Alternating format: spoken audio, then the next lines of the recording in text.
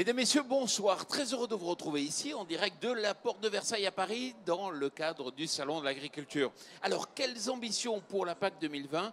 C'est cette émission qui vous permet de décrypter et de comprendre la PAC avec le thème d'aujourd'hui, dans un monde volatile, quelle PAC pour une agriculture résiliente?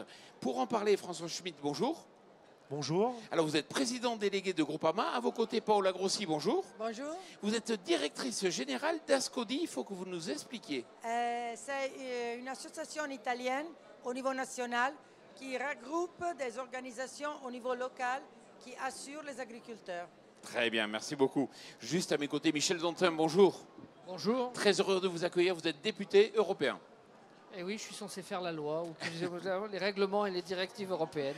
Et à vos côtés, Yves Madre, expert Farm Europe. Et c'est vous qui allez poser les enjeux de ce débat ici.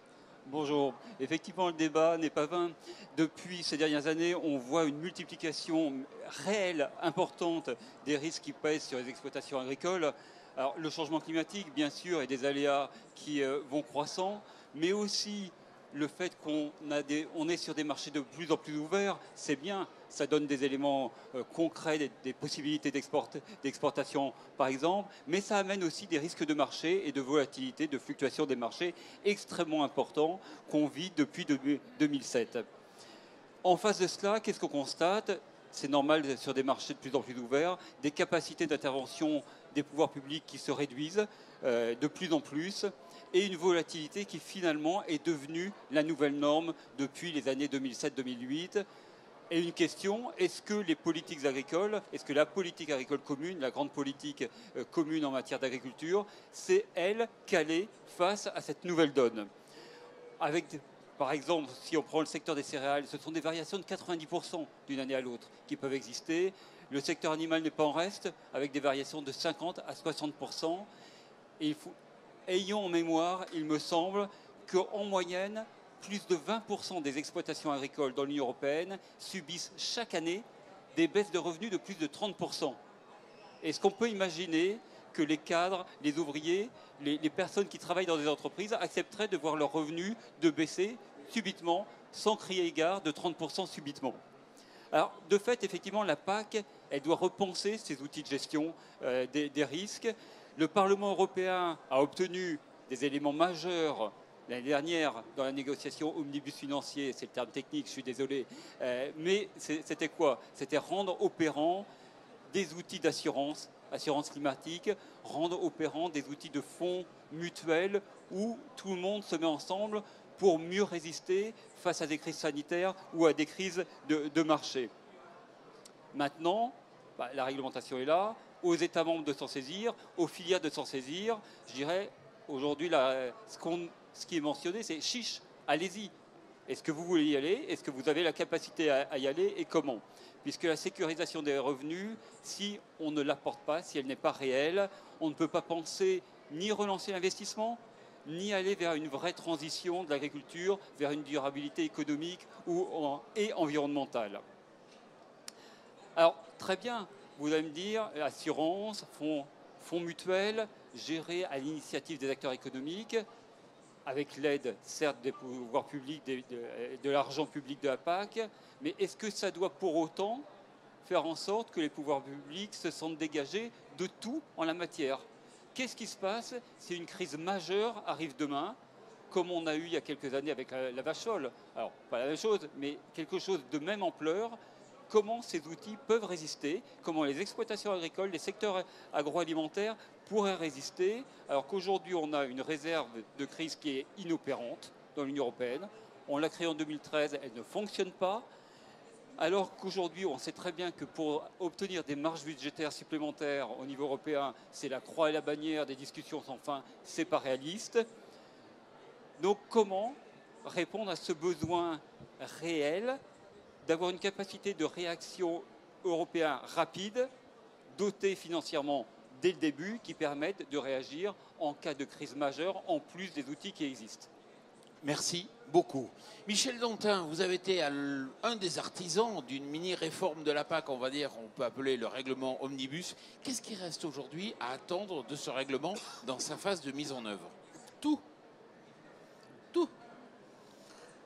Il semble que l'Italie ait pris le taureau par les cornes, c'est pourtant pas un pays de corrida, et que ce soit le pays qui ait déjà mis en œuvre l'accord qui est rentré en vigueur le 1er janvier 2018. Nous attendons que d'autres pays, dont le mien, prennent les décisions qui s'imposent le plus vite possible pour que ces mesures rentrent en application dès la campagne qui va être emblavée dans les prochaines semaines. Les fruits, notamment, sont dans l'attente. On sait bien que la période à risque pour les fruits, c'est notamment le gel de printemps. Il faut donc faire vite. N'est-ce pas déjà un peu trop tard? François Schmitt, alors on le voit en France, on a quand même bien progressé en matière de gestion des risques. Pourtant, on n'atteint pas les niveaux d'autres pays, en particulier l'Espagne. Qu'est-ce qui bloque? Alors, en préambule, vous dire qu'effectivement, aux USA, où on a plus de 60% des surfaces, en Espagne, où plus de la moitié des surfaces sont assurées, et c'est sûr qu'on compare avec la situation française, où notamment pour la viticulture, les grandes cultures, on est aujourd'hui à 25-26%, on pourrait se dire, bon, c'est parti. Il y a d'abord une vraie volonté politique et surtout, un historique, parce que depuis plus de 25 ans, ces pays ont mis en œuvre ces outils. Un petit rappel, pour la France, 65 000 contrats, 6,8 milliards de capitaux assurés, c'est à peu près 250 millions de primes payées par les agriculteurs et environ 110 millions de subventions versées par les pouvoirs publics. Pour Groupama, à l'échelle de Groupama, de 2005 à 2017, c'est 2,2 milliards d'indemnisations qui ont été versées aux agriculteurs pour à peu près 1,5 milliard de primes nettes et 690 millions de subventions. Donc cet outil, il marche, il est performant. Les points de blocage, il y en a plusieurs. D'abord, il faut continuer à faire preuve de pédagogie. C'est un outil complexe qui n'est pas forcément, compris, ou tout du moins dans les équilibres ne sont pas immédiats ou ne viennent pas à l'esprit. C'est la raison pour laquelle, avec le CAF le 10 octobre, on a fait une journée orientée sur ces sujets-là, mais il faut continuer. Le deuxième, le principal grief qui a été fait jusque-là, c'est que les seuils de déclenchement en respect des règles de l'OMC étaient trop élevés pour une partie des producteurs. Et là, je tiens à saluer le travail que les députés européens, et en particulier Michel Dantin, ont effectué. Aujourd'hui, on a la possibilité d'avoir des franchises plus basses avec un taux de subvention plus élevé qui sont subventionnables, subventionnés heureusement, et j'envie mes collègues italiens, mais en France, ça reste à faire. Ensuite, on parle d'outils de gestion des risques. L'assurance, ce n'est pas tout. C'est un outil dans une boîte et il y a des éléments complémentaires. On a parlé tout à l'heure d'instruments de stabilisation du revenu. Il y a aussi l'épargne de précaution. C'est vraiment un tout. Il faut qu'on continue à travailler. Et sachons le dire également, je représente une mutuelle d'assurance, notamment pour l'arboriculture et le maraîchage. On a des vrais équilibres techniques qui posent problème aujourd'hui. C'est la raison pour laquelle, notamment pour ces deux productions-là, il y a un souci de développement. Enfin, l'assurance doit être et a toute légitimité pour être un outil de politique publique. Et quand je dis ça, on nous reproche souvent peut-être d'être... je vous ai donné les équilibres tout à l'heure, Groupama a investi sur 13-14 ans, quasiment 35 millions d'euros par an sur la durée pour pouvoir mettre en œuvre cet outil. Et on a besoin peut-être, en termes de pédagogie, du contrôle, du rôle tiers certificateur de la Caisse centrale de réassurance pour s'assurer que les assureurs, dans leurs opérations de gestion, font les choses dans la règle. Mais le vrai problème, et j'en suis persuadé aujourd'hui, le vrai frein, c'est que l'assurance, comme toutes les assurances, c'est quelque chose qui coûte. Et on a beau expliquer, faire de la pédagogie, mettre en œuvre des outils, je suis persuadé aujourd'hui, et dans tous les pays où le taux de diffusion est important, ça passe par des incitations, soit au moment du financement, soit pour un statut d'agriculteur, soit pour un accès à l'épargne. Il faut une incitation pour permettre une bonne mutualisation. Paola, Michel Dantin l'a dit tout à l'heure, vous êtes en avance, vous, en Italie, en matière d'outils de gestion des risques. Alors concrètement, vous en êtes où et qu'est-ce que vous attendez à la fois d'Omnibus et de la prochaine PAC? Oui, en Italie, il existe depuis 1970 un outil gouvernatif italien, peut-on dire, pour le soutien à la gestion des risques. Et on a 77 organisations qui s'appellent Condifesa, qui sont des organisations des agriculteurs qui assurent les associés. Et donc, les presque 100 000 associés agricoles qui s'assurent en Italie sont dedans cette organisation qui sont réunissées par Asnacodi.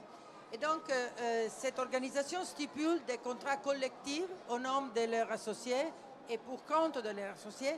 Et donc, ont un rapport avec les assurances, avec les pouvoirs publics.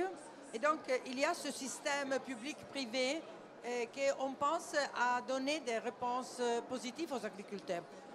Réellement, pour la PAC 2020, nous avons, comme Italie, 1 640 000 € dédiés à cette mesure. Et dans le 2017, on a plus que 7 milliards d'euros de valeur assurée.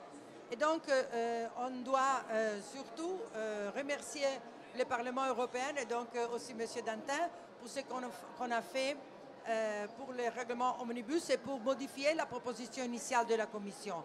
On s'attend à une augmentation du nombre des agriculteurs assurés, bien sûr.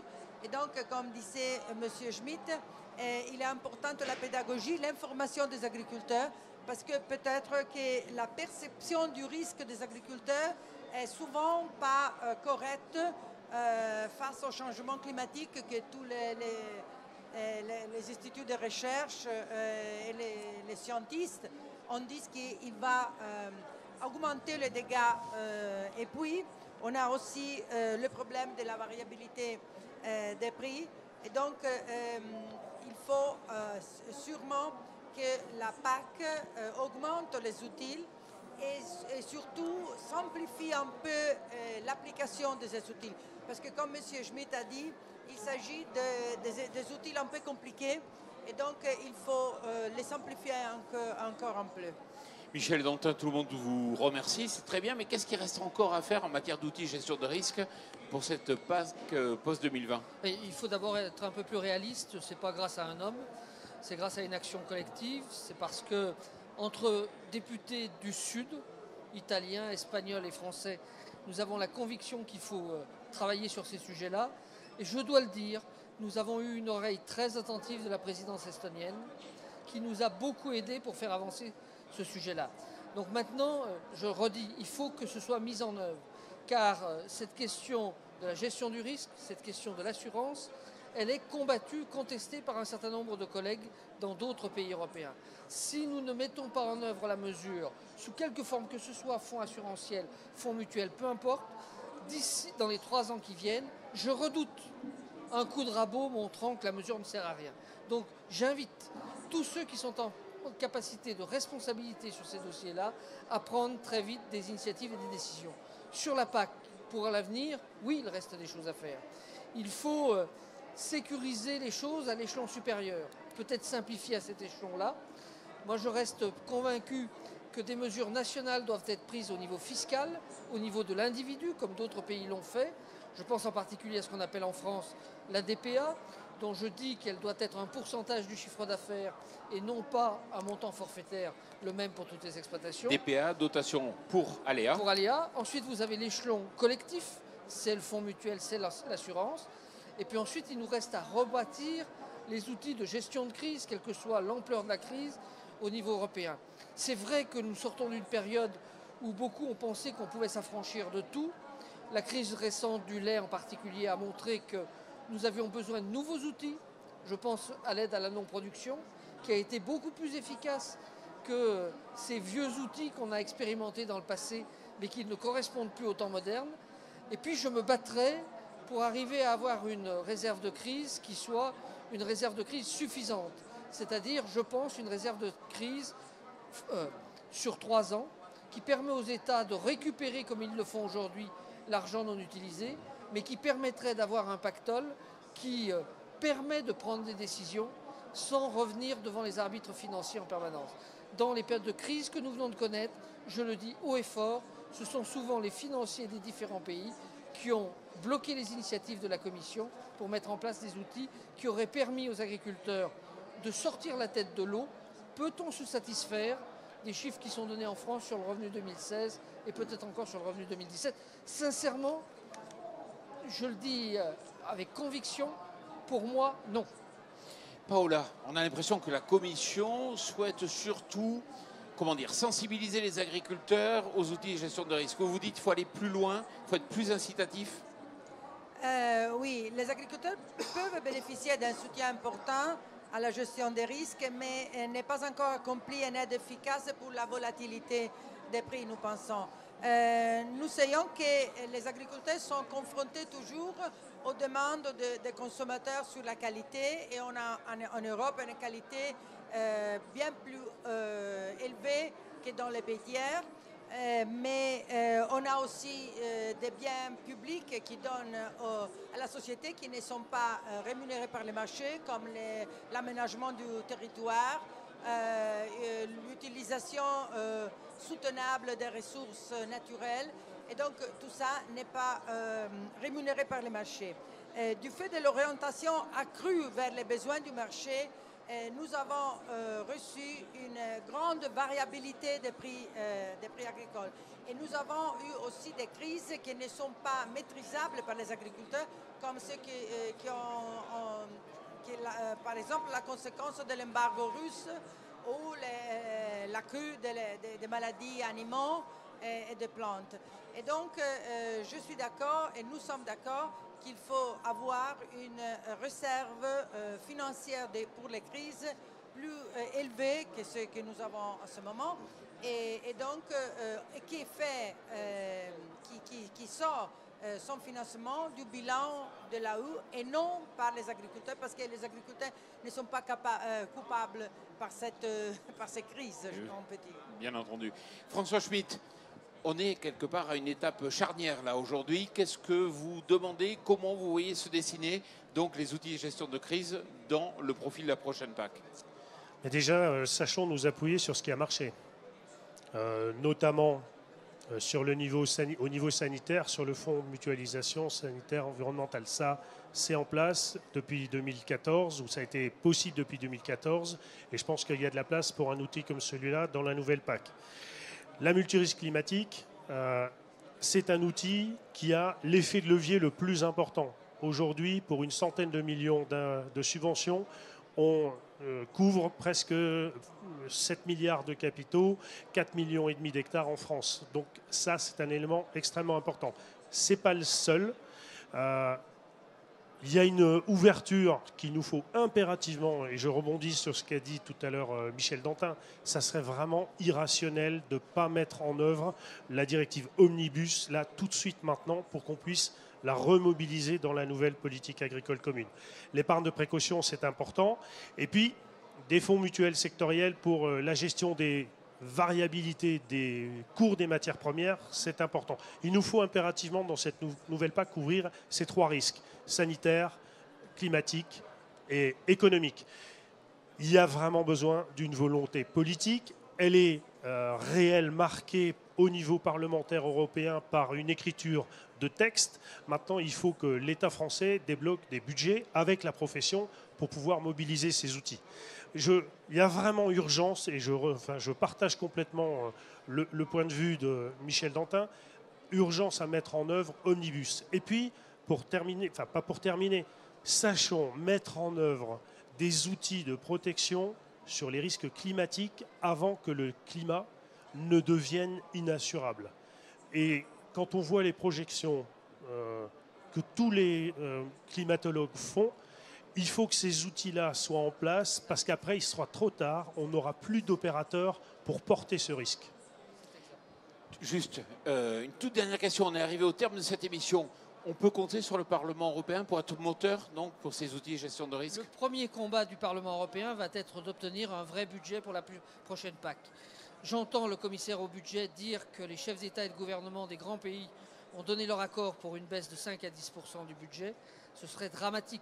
La PAC, c'est d'abord une politique économique. On est aujourd'hui trop omnubilé par d'autres missions à lui faire remplir.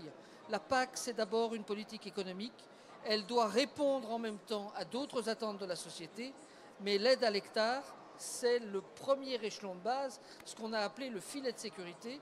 Commençons par avoir un filet de sécurité solide et empilons les briques. Il n'y a pas une solution unique, chaque exploitation est différente.